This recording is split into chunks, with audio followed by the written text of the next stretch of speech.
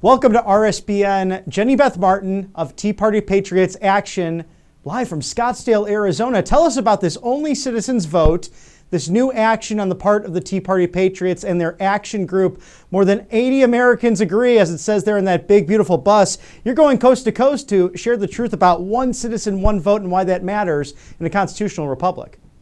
That's absolutely right. Thanks so much for having me on, Bobby. So we are doing the Only Citizens Vote bus tour, and our goal is to pass the SAVE Act into law.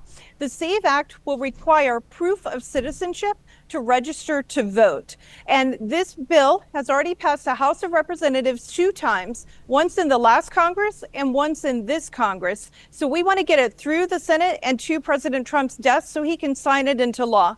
We think the best way to make that happen is to attach it to what's considered must-pass legislation, which might be a bill that would fund the government, for example, a continuing resolution or an appropriations bill. So we're doing this bus tour, working to generate more publicity and energy around the issue. And then when Congress comes back from comes back from August recess in September, we intend to deliver petitions on Capitol Hill and have an event on September 10th. And we're just making sure they hear our voice and that they actually get this bill passed into law. Now, if I'm not mistaken as well, the last vote went 222-08, at least 5 Democrats joining Republicans in this, but the Democrats have been very against it. So I'm curious as to why would they be against something that's really common sense at the end of the day. In addition, is there any hesitancy on the side of the Senate? Why has it passed the House twice, yet the Senate is waiting until after the recess to handle something so crucial before the midterms? Okay, so let me take that in two. I'm going to address the Senate first, and then we'll come to Democrats and the common sense nature of this. So we can look at the Senate in a couple of different ways, but the most important thing for people to understand is that the biggest constraint, the biggest bottleneck in the Senate is their time and the time on the Senate floor. And remember, President Trump has over 100 nominees who have yet to be confirmed. And we had to get the one big beautiful bill passed and the nominees who've already been confirmed. Now, I personally think the Senate should be working more hours.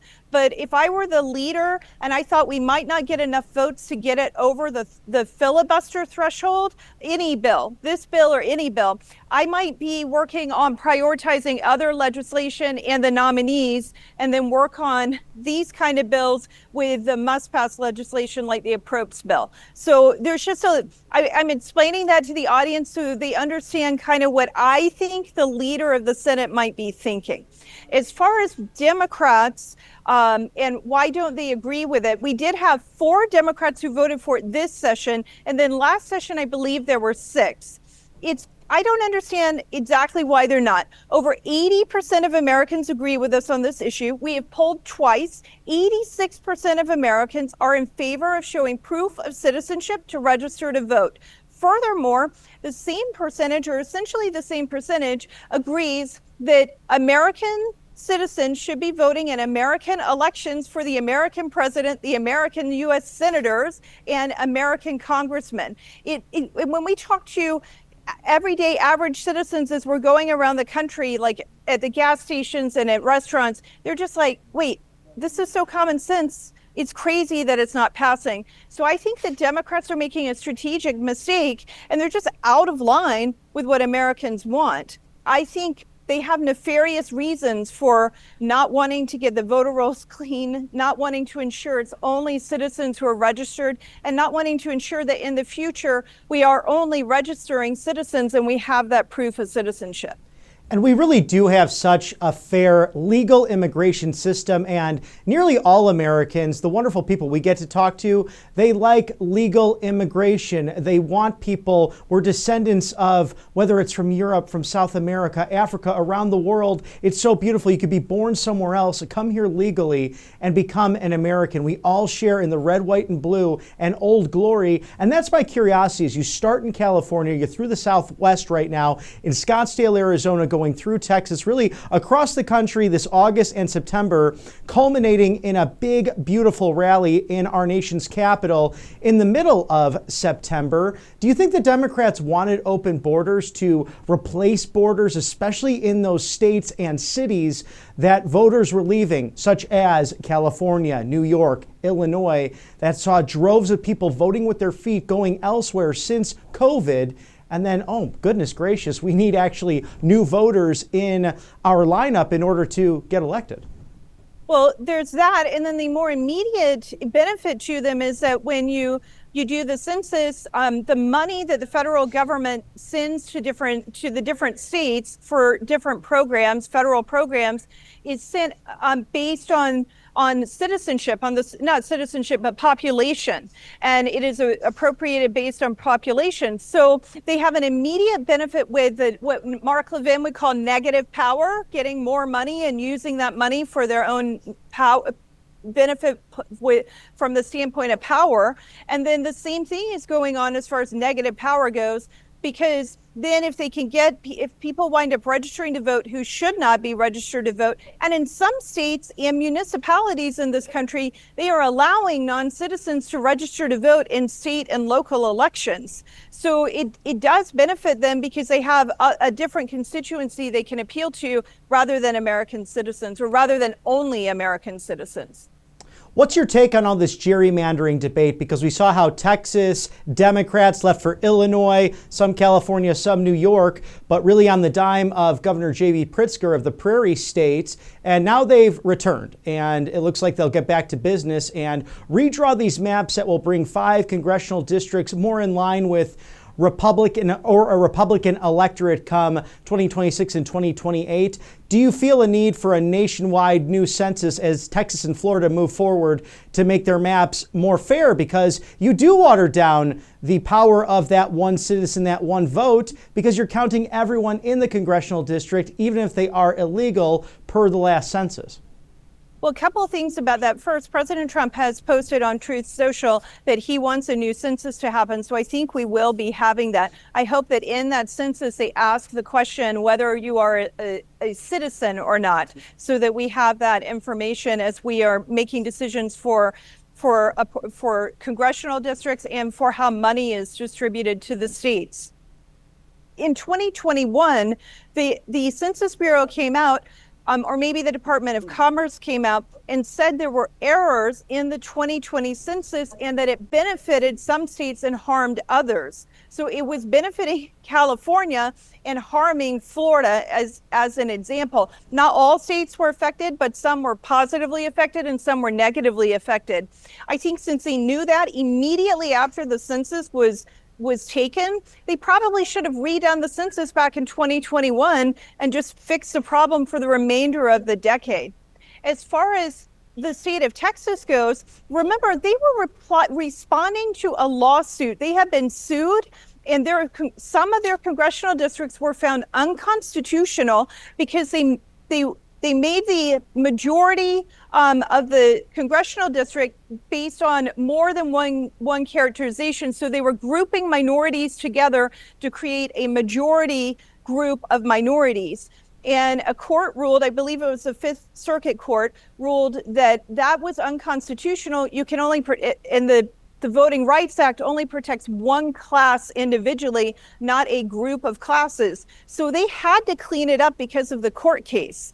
And yes, politics are involved when you do when you set the congressional districts. We have several states where you have anywhere from 32 to 48% of Republicans voting, and you don't have any Republican congressmen at all, including in Maine and Rhode Island and Vermont, and there's several other states. Delaware is another one, and then in California, you've got around, I think it's 42% of Republicans voting. It's less than a majority, but the number of congressional districts for Republicans is only 20%. So the Democrats have been playing this gerrymandering game a very long time. Both sides of the aisle do it, and this isn't anything new. And certainly there are more Democrat states who have out districted Republicans and pushed Republican districts out than on the Republican side. It seems the Republican states have been much more fair in the last decade.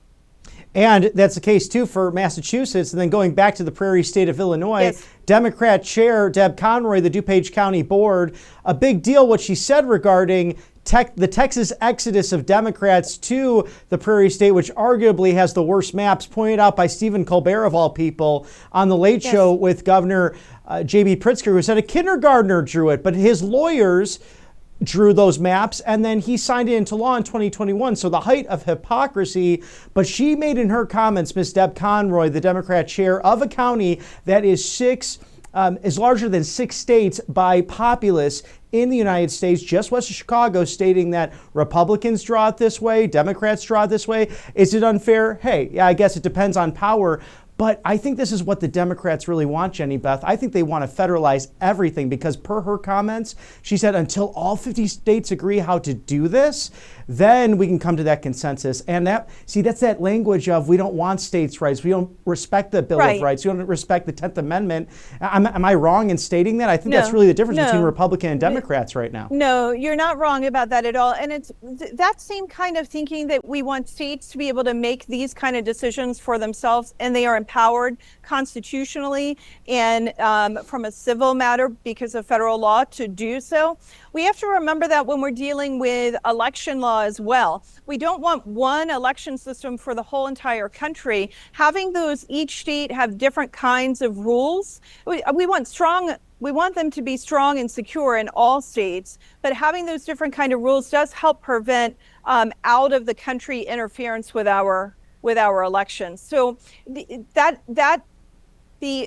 attitude that states have certain rights and they need to be separate from the federal government, and we don't have a one-size-fits-all solution, that applies to how you handle COVID, it applies to how you handle election laws, it applies to how you handle gerrymandering, and pretty much everything. And it's what makes our country so beautiful and really remarkable, because when you have a disagreement with one area, although it might not be the most convenient thing to do, you can move and still be an American. It's unique in this world when you really break it down. So Jenny Beth, tell us more about this great tour, where you'll be going, and it's a barn burner across the country as we somewhat say goodbye to summer, school's back in session. I know that Labor Day is somewhat the unofficial end to that summertime, but something for people to really engage in as they get prepared for the midterm elections next year. Yeah, absolutely. So we began in California earlier this week. We're going all across the southern states. So we're heading the southern border states, but all the way from California to North Carolina. And that includes today in Arizona, tomorrow in New Mexico, we'll be in San Antonio. We will be in Baton Rouge, Montgomery, Atlanta, Greenville, South Carolina, and Raleigh, North Carolina. Then we reposition the bus in Wisconsin over Labor Day weekend, and we go from Wisconsin across to Washington, D.C., and we end with that big, beautiful rally on September 10th on Capitol Hill. And then most importantly, along the entire way, we have people filling out petitions, and we are hand delivering those petitions to senatorial and congressional offices on September 10th. So I urge people to get involved. Go to demandonlycitizensvote.com, demandonlycitizensvote.com. Join us on the tour, make your plans, book your flight, go to Washington, D.C. and join us there. And if we're not hitting your state, then hold a sign weaving event and get people to sign the petition. And we have directions for how to do all of that at demandonlycitizensvote.com. Citizenry in action. It's an amazing thing to watch. We'll try to be there with you, Jenny Beth, as well. RSBN would like to be location if it works out for scheduling either in Montgomery, Alabama, Atlanta, Georgia, or in our nation's capital of Washington, D.C., just to see this excitement behind this great tour. And for those who don't know, the Tea Party Patriots and Tea Party Patriots action way long ago, well, not too long ago, but you're looking back 2010 and slightly before that, you stood up to big government socialism and really changed the face of American politics for the better. How would you encourage someone in their neck of the woods to really go after it peacefully and patriotically if something is unjust or they see something they say it shouldn't be going on, especially city councils or school boards? How would you encourage them to get in the fight, get off the bench and into the game coming into 2026? Well, Join a group like Tea Party Patriots Action. Find a group locally as well. There may be a liberty group. It may be a political party. It might be Moms for Liberty. Whichever kind of group it is, it's good to be connected locally and at a national level. But then the most important thing, if you see something that is wrong, go and reach out to your congressman, your school board member, your state legislator directly. Give them a call, send an email, and start engaging with them and talk to them respectfully. You can be firm and respectful at the same time and express your opinion and talk to them about the issue. And as you get outside of Washington, D.C., and you get to that state legislative body and the local school board, county commission, city councils, it's so easy. Most of those people are very accessible and they want to hear from constituents. They even want to hear from constituents when they don't agree. So I highly encourage people to take that as a first step, then join Tea Party Patriots Action, and we'll help you with your activism and help you get involved further. Jenny Beth Martin of the Tea Party Patriots Action. You also have a great show. Can you tell us where we can find that to catch all of the wonderful people you get to interview?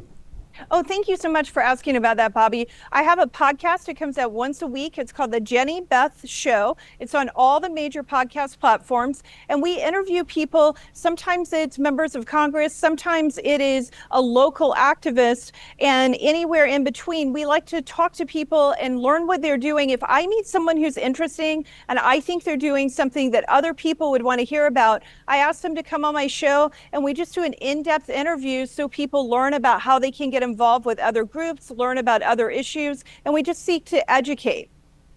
Thank you so much for taking the time today. I know you're busy on the road. Godspeed, stay safe, and we look forward to potentially seeing you in our neck of the woods. And what a great mission to unite America, one citizen, one vote, only citizens vote, as that beautiful bus behind you states. Jenny Beth Martin, again, of the Tea Party Patriots Action. We will see you very soon. Thank you so much, Bobby.